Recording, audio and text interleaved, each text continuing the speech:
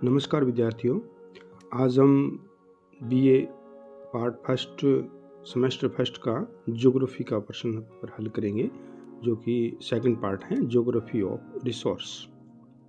इसमें आपका पहला क्वेश्चन आया है, प्राकृतिक संसाधनों के असमान भौगोलिक वितरण का वर्णन करने के लिए किस शब्द का प्रयोग किया जाता है। तो इसमें आपका आंसर रहेगा सी, संसाधन असमानता। क्वेश्चन नंबर 2 आया है, एक वन पारिस्थितिकी तंत्र प्रमुख रूप से किस प्रकार के संसाधन में मिली होती है। इसका आंसर रहेगा आपका ए, जैव संसाधन। क्वेश्चन नंबर 3 आया है, प्राकृतिक संसाधनों के संदर्भ में खनिज किस श्रेणी में आते हैं। तो इसका आंसर रहेगा बी, अजैविक संसाधन। क्वेश्चन नंबर 4 आया है, निम्नलिखित में से कौन प्राथमिक क्षेत्र से जुड़ी आर्थिक गतिविधियों का एक प्रकार नहीं है। तो इसमें आपका आंसर रहेगा डी, विनिर्माण। क्वेश्चन नंबर 5 आया है, संभावित, वास्तविक और आरक्षित के रूप में संसाधनों का वर्गीकरण आमतौर से किस प्रकार के संसाधनों से जुड़ा होता है। तो इसका आंसर रहेगा आपका ए, प्राकृतिक संसाधन। क्वेश्चन नंबर 6 आया है, निम्नलिखित में से एक गैर नवीनीकरण संसाधन है। तो इसका आंसर रहेगा आपका सी, जीवाश्म ईंधन। क्वेश्चन नंबर 5 है, संसाधन प्रबंधन में रिजर्व शब्द का क्या अर्थ है। तो इसका आंसर रहेगा आपका बी, संसाधन की वह मात्रा जो शेष है और कभी अभी तक दोहन किया जाना बाकी है। तो इसका आंसर आपका बी है।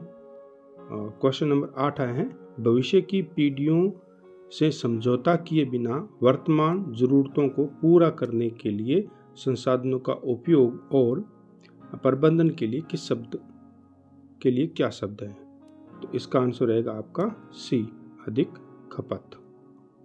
क्वेश्चन नंबर 9 आया है, कॉमन्स की त्रासदी की अवधारणा से संबंधित है।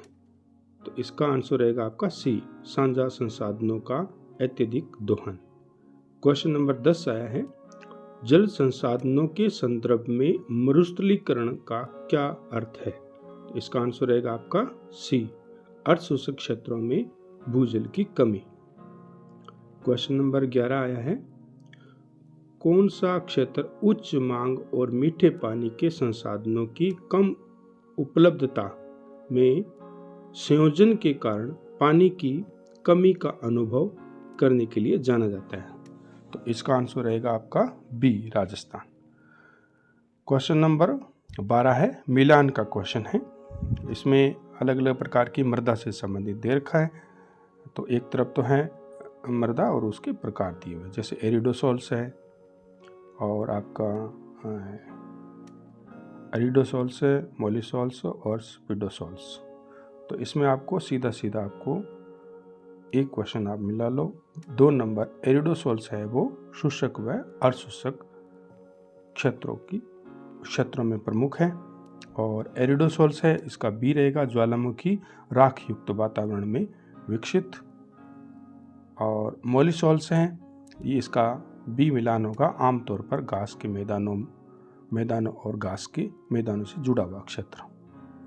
और स्पिडोसॉल्स है, इसमें आएगा 1 नंबर, अम्लीय मिट्टी वाले आर्द्र वनाच्छादित क्षेत्रों में पाया जाता है।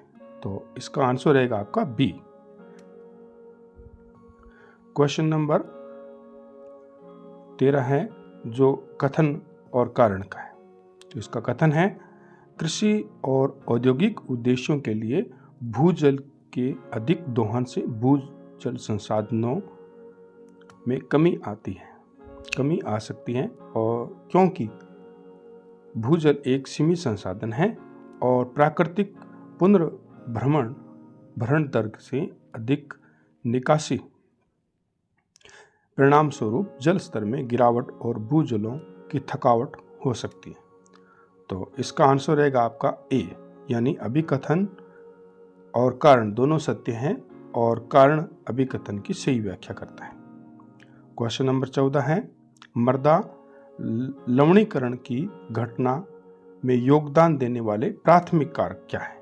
तो इसका आंसर रहेगा आपका ए, उर्वरकों का अत्यधिक उपयोग। क्वेश्चन नंबर 15 है, कौन सा अंतर्राष्ट्रीय संगठन अंतर्राष्ट्रीय समुद्र में खनन की गतिविधियों को नियंत्रित करने के लिए जिम्मेदार है? तो इसका आंसर रहेगा आपका बी, अंतर्राष्ट्रीय सीबेड प्राधिकरण। क्वेश्चन नंबर 16 आया है, कार्बन फुटप्रिंट की संकल्पना सबसे अधिक संबंधित है। तो इसका आंसर रहेगा आपका बी, ऊर्जा खपत। क्वेश्चन नंबर 17 आया है, नीली अर्थव्यवस्था की अवधारणा निम्नलिखित में से किसके सतत उपयोग पर जोर देती है? तो इसका आंसर रहेगा आपका ए, समुद्र संसाधन। क्वेश्चन नंबर 18 है, पर्यावरण पर वनों की कटाई का संभावित परिणाम क्या है? तो इसका आंसर रहेगा आपका डी, पारिस्थितिकी तंत्र का विघटन और नुकसान। क्वेश्चन नंबर है 19, कम उपयोग करें, पुनः उपयोग करें, रिसाइकिल करें की अवधारणा संसाधन प्रबंधन के किस पहलू की निकटता से संबंधित है? तो इसका आंसर रहेगा आपका डी, संसाधन संरक्षण।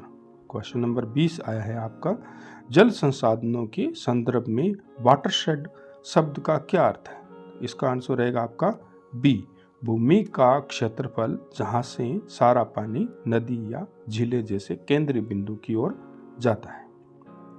क्वेश्चन नंबर 21 है, संसाधन प्रबंधन में राष्ट्रीय उद्यान और वन्य जीव भंडार क्या भूमिका निभाते हैं?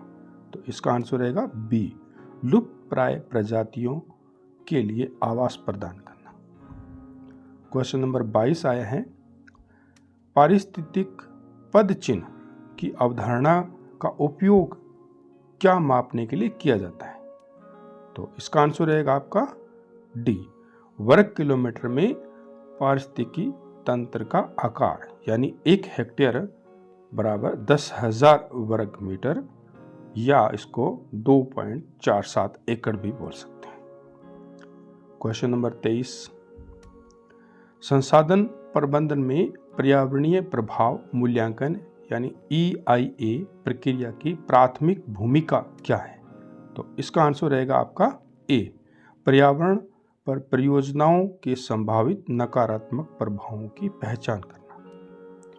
क्वेश्चन नंबर 24 आया है, कौन सा कारक किसी विशिष्ट क्षेत्र में उगाई जाने वाली फसलों के प्रकार को निर्धारित करता है? तो इसका आंसर रहेगा आपका डी, ये सभी, यानी मिट्टी का प्रकार, वार्षिक वर्षा, तापमान, ये सभी कारक क्या हैं, फसलों के प्रकार को निर्धारित करते हैं। क्वेश्चन नंबर 25 है, निम्नलिखित में से कौन नकदी फसल का एक उदाहरण है? तो इसमें दिया हुआ है गेहूं, मकई, कॉफी, चावल। तो इसमें आंसर रहेगा आपका सी, कॉफी है वो नकदी फसल में है, बाकी गेहूं, मकई, चावल ये नकदी फसल नहीं है। क्वेश्चन नंबर 26 आए हैं, फसल उत्पादन के संबंध में आधुनिक कृषि में प्रौद्योगिकी की क्या भूमिका है? तो इसका आंसर रहेगा आपका डी, यानी उपयुक्त तीनों दे रखे हैं, जो सिंचाई की आवश्यकता को कम करना, जेनेटिक इंजीनियरिंग के माध्यम से फसल को पैदावार में सुधार करना, स्टिक कृषि तकनीकों को बढ़ावा देना, यानी उपयुक्त ये 3 हैं। इसका मतलब इसका आंसर रहेगा आपका डी, उपयुक्त सभी। क्वेश्चन नंबर 27 है, हरित क्रांति जिसने 20वीं शताब्दी के मध्य में अनाज फसलों के उत्पादन को महत्वपूर्ण रूप से प्रभावित किया है का प्राथमिक उद्देश्य क्या है? इसका आंसर रहेगा आपका सी, तकनीकी प्रगति के माध्यम से कृषि उत्पादकता को बढ़ावा देना। क्वेश्चन नंबर 28 आए हैं, वर्ष 2023 में कौन सा देश वैश्विक स्तर पर कच्चे तेल का सबसे बड़ा उत्पादक था?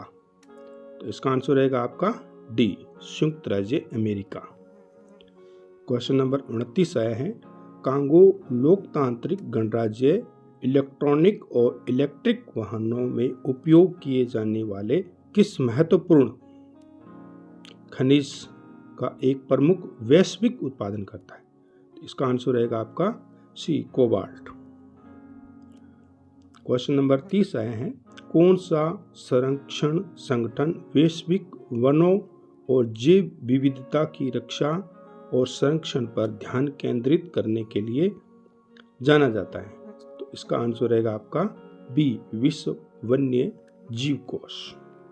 क्वेश्चन नंबर 31 आया है, ओपेक यानी पेट्रोलियम निर्यातक देशों का संगठन, कार्टेल में मुख्य रूप से ऐसे राष्ट्र शामिल हैं जो किस ऊर्जा संसाधन के प्रमुख निर्यातक है। तो इसका आंसर रहेगा आपका सी, कच्चा तेल। क्वेश्चन नंबर 32 आया है, स्थायी जल संसाधनों की गुणवत्ता के लिए कौन सा कारक एक बड़ा खतरा है। तो इसका आंसर रहेगा आपका बी, मानव गतिविधियों और प्रदूषण, मानव गतिविधियां और प्रदूषण। क्वेश्चन नंबर 33 आया है, किस बायोम में शंकुधारी वृक्ष पाए जाते हैं। तो इसका आंसर रहेगा आपका बी, टेगा यानी बोरियल वन। 34 नंबर क्वेश्चन है, अमेजन रेन फॉरेस्ट जो अपनी अविश्वसनीय जैव विविधता के लिए जाना जाता है किस महाद्वीप में स्थित है। तो अमेजन रेन फॉरेस्ट है वो दक्षिणी अमेरिका में, यानी इसका आंसर रहेगा आपका डी। क्वेश्चन नंबर 35 है, सुंदरबन एक मैंग्रोव वन और बंगाल टाइगर का घर है, किस देश में स्थित है। तो इसमें आपका आंसर रहेगा ए, भारत, यानी विश्व का सबसे बड़ा सुंदरबन डेल्टा है वो भारत में। क्वेश्चन नंबर 36 है, मिलान का क्वेश्चन है। तो इसमें एक तरफ तो आपके क्षेत्र दिए हुए हैं, दूसरी तरफ आपके खनिज हैं, यूरेनियम। तो यूरेनियम, कोयला, लो आयस्क, बॉक्साइट है। तो इसमें बॉक्साइट है वो ऑस्ट्रेलिया में मिलता है, लो आयस्क है ब्राजील आ जाएगा, कोयला का अपलेशन आ जाएगा, यूरेनियम का कजाकिस्तान आ जाएगा। क्वेश्चन नंबर 37 है, शब्द वनों की कटाई को संदर्भित करता है। इसका आंसर रहेगा आपका बी, लकड़ी की कटाई लगातार। क्वेश्चन नंबर 38 है, कौन सा बायोम घास के विशाल क्षेत्रों की विशेषता और अक्सर मौसमी वर्षा वाले क्षेत्रों में पाया जाता है। इसका आंसर रहेगा बी, घास का मैदान। क्वेश्चन नंबर 39 है, ग्रेट बैरियर रीफ एक अद्वितीय पारिस्थितिकी तंत्र का उदाहरण है, यह किस प्रकार की पारिस्थितिकी तंत्र है। तो इसमें आपका आंसर रहेगा प्रवाल, यानी ग्रेट बैरियर रीफ है प्रवाल भित्ति है जो कि ऑस्ट्रेलिया में मिलती है। क्वेश्चन नंबर 40 आया है, मिलान का कथन और कारण का है। नीचे दो कथन दिए हुए हैं, एक को अभिकलन और दूसरे का कारण दे रखा है। तो इसमें कथन है, जीवाश्म ईंधन को जलाने से ग्रीन हाउस गैस उत्सर्जन में वृद्धि होती है। कारण, कोयला, तेल और प्राकृतिक गैस जैसे जीवाश्म ईंधन दहन होने से कार्बन डाइऑक्साइड और अन्य ग्रीन हाउस गैसें को छोड़ते हैं और परिणाम स्वरूप पृथ्वी के वायुमंडल में गर्मी फंस जाती है। तो इसका आंसर रहेगा आपका ए, अभिकथन और कारण दोनों सत्य है और कारण अभिकथन की सही व्याख्या करता है। तो इस प्रकार से ये 40 क्वेश्चन थे। धन्यवाद।